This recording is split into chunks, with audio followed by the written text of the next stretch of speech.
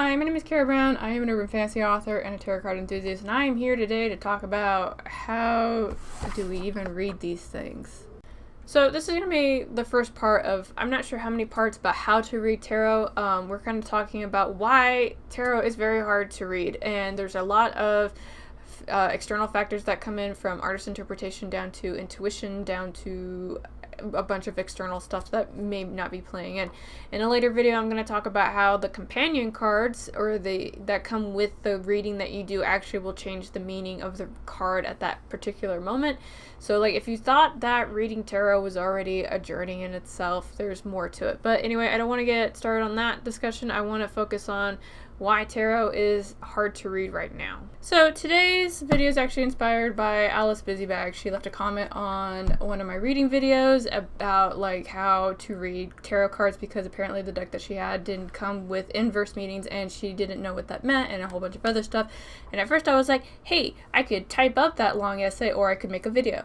So her question is actually a really good one, and it is a talking point that I usually mention whenever I do a tarot card review. Anytime I talk about tarot cards, you will often hear me mention artist relationship with the cards, because everybody in some shape or form has some kind of bias towards what it is that they are working towards, whether it be a positive bias or a negative bias or whatever. And it shows in a lot of different ways. Now, one thing I will say is that in tarot and within tarot readers, there are two people, or two schools of thought. And one school of thought is that the inverse meaning should be present whenever you are doing the reading, therefore you don't have to care about if the cards are inverse or not, versus I don't believe in inverse meanings. And I guess that's three schools of thought, because the other one is that it all matters, right? Now, what I'm talking about when I say inverse and all that other stuff is basically the position that your card is in. Right now, the way that you see this card, it's upright. Okay, when you pull it, you may see it like this, and this is called inverse. It sounds way better than upside down. But a lot of times what happens is that in tarot, they basically say that if you pull a card and it's inverse, it means that it has a different symbology in the reading. So if you thought trying to read 78 cards was already hard, try to memorize that times 2. Now, when you have a deck like my Revelations deck, trying to figure out the inverse meanings of the cards is actually not too hard to do. It's pretty easy and all the other stuff. But if you have my Tarot of the Divine, where it doesn't do that kind of thing, you may be kind of trying to figure out what an upside down hula girl looks like, right? And to add on to that, occasionally you will get a deck that has a completely different meaning than what it is that you are customary to reading with traditional tarot.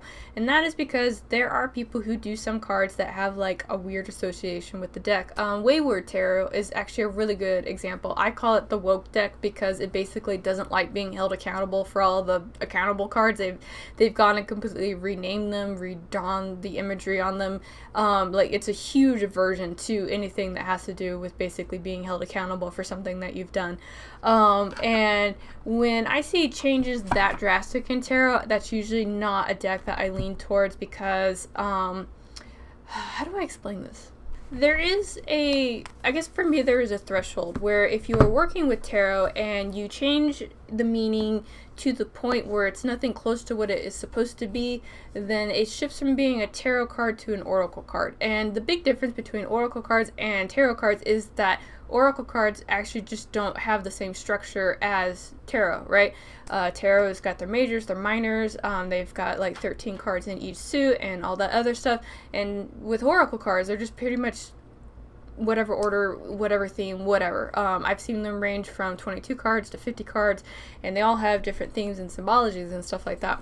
But the thing that makes tarot is pretty much all the things that we know it for. You know, their majors, their minors, their suits, the customary meanings of the suits. And if you deviate too far from that, even if you're changing the theme from traditional to Celtic, then what are you doing? Like, seriously. So really, a couple good examples about what I'm talking about actually is the Devil card.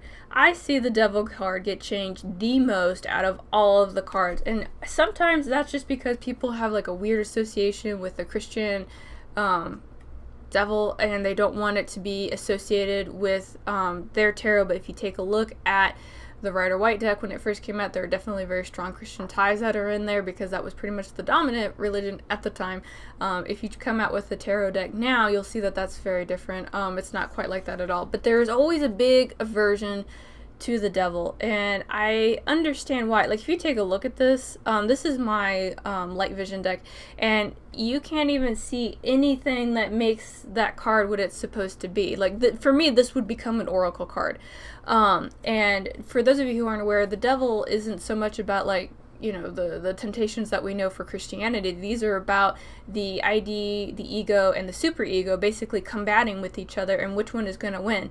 There is temptation and there is cardinal needs in this card, but there's also willing enslavement that's supposed to be in this card too. Let me find it. Alright, Revelation's coming through for me again. If you take a look at the devil card, there's a lot that goes on in here. You got everything from money to like greed to like a whole bunch of other stuff. One thing that is always a very big dominant part of this card is the fact that you see two people that are in there and they are kind of trapped. In the older versions of the card, these two individuals actually have the chains very loosely around their neck, which means that at any time they can pick them up and take them off, but they choose not to, right? They're there and they're there because they want to be there, right? That usually symbolizes willingly being trapped in a situation or willingly indulge in your own form of the addiction that is sometimes presented in this card. And so, like I said earlier, there are just depictions of this card that literally nothing like what it's supposed to be, and that just makes reading even more confusing. So I want to circle this back to Alice's question about inverse meanings, non-inverse meanings, and all that other stuff. If you have a deck that you like really jive with and you're like, yeah man, I love this deck, but I don't like the companion book, and usually the companion book is the book that should come with your deck, and if it doesn't come with one, then I'm kind of curious about what deck you got. Occasionally you'll go and you'll read the companion book and you'll be like, absolutely not, like this is not how it goes at all. So a really good example about a great deck and a terrible companion book is actually my classical tarot. This is an amazing deck. It really does follow the traditional Rider-Waite symbology really well, and I love the depictions and the colors and everything. It's like hands down like top 5 favorite decks that I've ever had. But the companion book that came for it was complete garbage, like not very good at all. It talked about upright meanings, it didn't really touch on inverse meanings, and then it skimmed on some of the details, and there's some symbology that happens in these cards which is kind of like, yeah, we're not going to talk about that. And I was like, what are you doing? So in situations like that, what do you do? What is the course of action? How do you progress forward? If you are like me, you keep the deck, you get rid of the book. That's pretty much it. You'll always hear somebody say, yeah, that didn't jive with me very well, or I don't agree with that meaning, stuff like that. That is very common to hear with tarot readers from different walks of life, different everything. But I would recommend that you find whatever interpretation of the cards that you want as your resource. So outside of there actually being the companion books that do come with these cards, there are individualized, specialized books. Kitchen Tarot is one of my favorite books that I like to recommend to new readers. I think it really dives into the meanings of the cards and the emotions behind the cards really well. So I always think that that's a fantastic primer. Always recommend it. Or in some cases, you can kind of do what I'm doing, which is where you write your own tarot book. And the reason that people do that is usually because as they evolve with the cards, they kind of get to the point where they want to have their own personal reference. And if that's something that you want to do, knock yourself out. Like, just do it. It's going to be great. I don't have the deck with me right now. I don't actually know where it went. Maybe I've donated it to a good cause. But the Wayward Dark Tarot, I kept the 10 because the 10 is very useful, but I didn't keep the deck. And the reason I didn't keep the deck is because, again, it deviated so far from what I know about tarot that I was like, these are oracle cards at this point, and that's not what I'm here to do. Combining strange symbology and everything else like that, and I just couldn't use that deck. And you're gonna run into that. Maybe you'll get a deck from a friend, and they're kind of like, hey, I thought you might like this, and you pull a couple cards, and you're like, yeah, no, maybe not, no. So when it comes to trying to figure out these meanings and just kind of diving into it and learning what you can, the short of it is that you're going to have to practice. This is why I always recommend that people do some kind of daily tarot pull.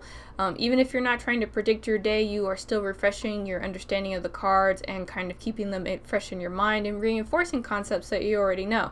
When you get to the point where you don't always have to go to your reference material in order to do your translations of the cards, that's a really good sign. Also keep in mind though that people who've been specialists for like 10 years still use their companion book, just because there are always different parts of the card that jump out at them and they would rather double check than just be unsure, and there's literally nothing wrong with that. So I'm only mentioning that because I don't want anybody who's watching this to feel bad about the fact that you're just not picking it up very fast. Don't worry, like I said, it's 78 times 2. You give yourself a little leeway.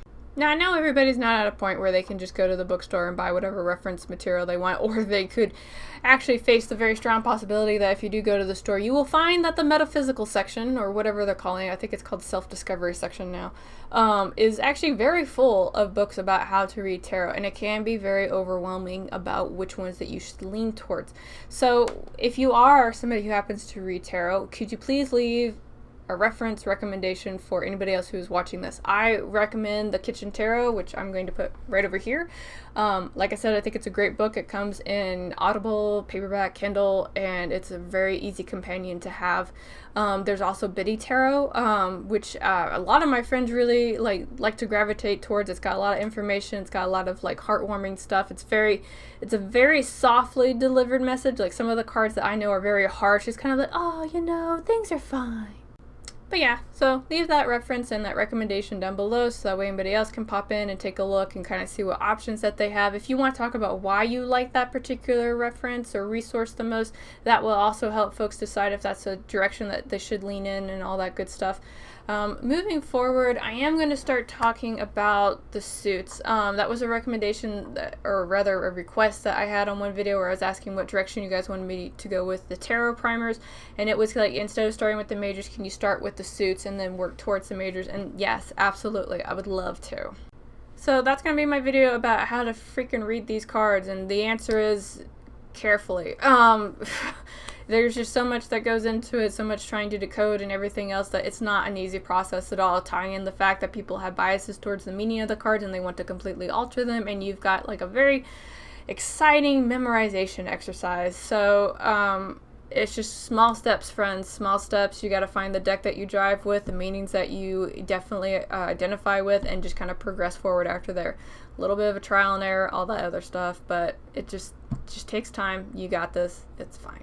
I'm going to sign off. Thank you guys so much for coming in, hearing what I have to say about how to read these cards. Really appreciate it. If you like the video, thumbs it up. If you know somebody who could probably benefit, feel free to send them the video, or you can just do however you want to do that, or you can do none of those things. Free will is an option. But thank you guys so much for coming and spend some time with me, and I'm going to sign off and talk to y'all again real soon.